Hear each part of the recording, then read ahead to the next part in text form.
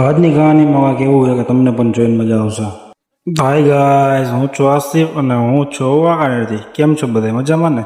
આસિફનો vlog જોતા હોય તમે મજામાં ન હોય એવું તો બને નહીં મારા વાલા. તો હાલો કન્ટિન્યુ. તો ફાઇનલી તમારો ભાઈ ઉઠી ગયો અને વાગી ગયા 9:30. તમારો ભાઈ નીકળી ગયો ગેરેજ બાજુ અને પહોંચી ગયો ગેરેજ. કારણ કે રોજની જેમ આપણે એક જ કામ છે, ગેરેજ આવવાનું. ગેરેજે આવીને આપણે સાફ સફાઈ કરી નાખીને ગેરેજ ખોલીને પછી આપણે રસ્તામાં ગાડી હતી, વાહન બંધ થઈ ગઈ હતી, કમ્પ્લીટ કરવા જવાનું. તમારો ભાઈ નીકળી ગયો ગાડી કમ્પ્લીટ કરવા.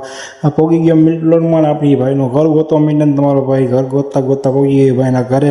પછી તો આપણે ગાડી કમ્પ્લીટ કરી નાખીને ભાઈ નીકળી ગયા પેટ્રોલ નખાવા. પછી પેટ્રોલ આપણે ખાલી થઈ ગયું હતું. પછી પહોંચી ગયા આપણે ગેરેજે. ગેરેજે પહોંચીને જઈએ તો 2 સ્વીપ ને બોલરનું કામ કરવાનું હતું. પછી આપણે નીકળી ગયા વાંકાનેર, કારણ કે સ્કૂલેથી ફોન આવ્યો હતો, છોકરાનું ગિફ્ટ લઈ જવાનું હતું. તો આપણે નીકળી ગયા ગિફ્ટ લેવા અને પહોંચી ગયા સ્કૂલે. સ્કૂલે પહોંચીને છોકરાનું ગિફ્ટ લઈ લીધું. પછી આપણે નીકળી ગયા ચિસ્તિયા ફાસામાં. આપણે થોડીક વસ્તુ લેવાની હતી તો અહીંયા આગળ પહોંચીને વસ્તુ લઈ લીધી. પછી આવતા જ બપોરે ઘરે ખાવા.